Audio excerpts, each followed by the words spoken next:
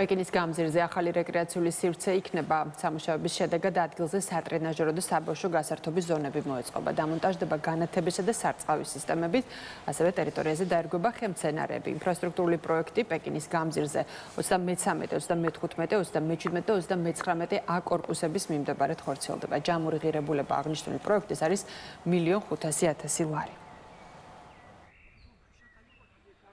გვინდა რომ აღნიშნული სივრცე მთლიანად მოვაწესრიგოთ, გახდეს უფრო რეკრეაციული, უფრო მწვანე. აქ მცხოვრები ადამიანებისთვის პირველ რიგში უნდა იყოს სასიამოვნო დასვენება, განტვირთვა პროექტის ფარგლებში.